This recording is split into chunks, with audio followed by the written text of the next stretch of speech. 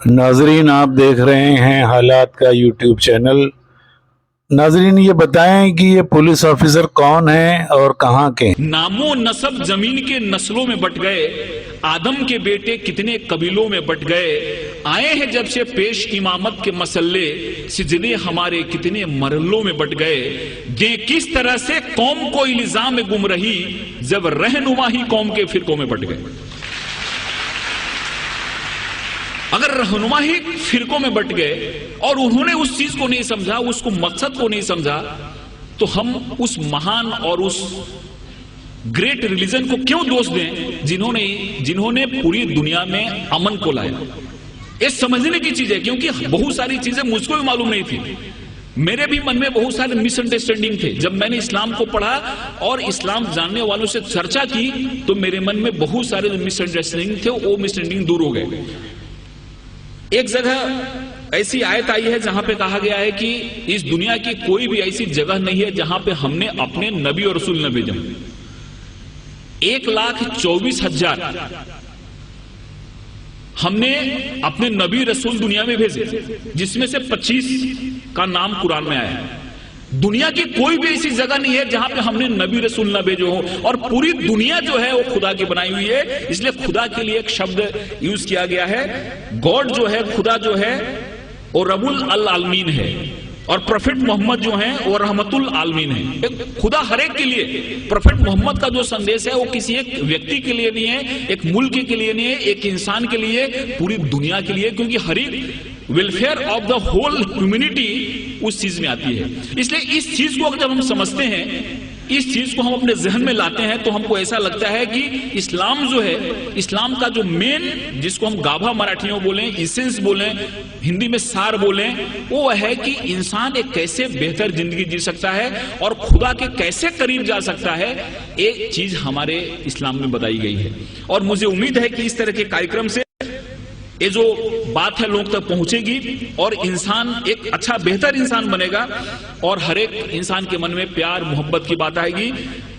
कुरान में जिहाद जो शब्द है, लफ्ज है, केवल 41 टाइम आया है, लेकिन और जो चीजें हैं, कंपैशन की बात है, रहमत की बात है। आप कहीं भी देखो, कुरान की शुरुआत होती है रहमत से, रहीम से शुरुआत होती है, और वो जो शब्द है रहमत शब्द, वो 325 बार आया हुआ है।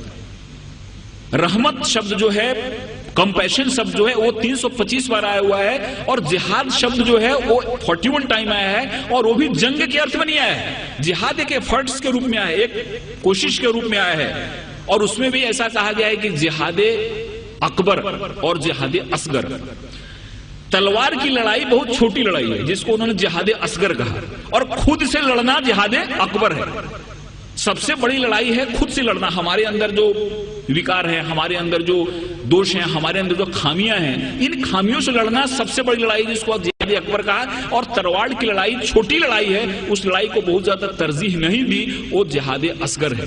इसलिए बहुत ऐसी चीजें हमारे सामने आती हैं जिस चीजों से ऐसा लगता है कि इस्लाम ने दुनिया को क्या दिया, लेकिन कुछ लोगों ने जानबूझ के इसको फैलाया, कुछ लोगों ने समझा इसको नहीं, कुछ लोगों ने समझाया नहीं। और मुझे उम्मीद है कि जिस हिसाब से इस्लामिक रिसर्च सेंटर ने इस्लाम को बड़े ही साइंटिफिक ढंग से सामने लाया है, उनकी किताबें भी जो निकली हैं, वो किताबें जब कोई आदमी पढ़ता है तो उसके मन में एक सही पिक्चर आता है। कहीं भी किसी के बारे में नफरत नहीं, कहीं भी किसी के बारे में मन में विद्वेष या दुश्मनी पैदा नहीं होती। इसलिए मैं खुदा से दुआ करता हूं कि उनका ये जो मकसद है वो कामयाब हो।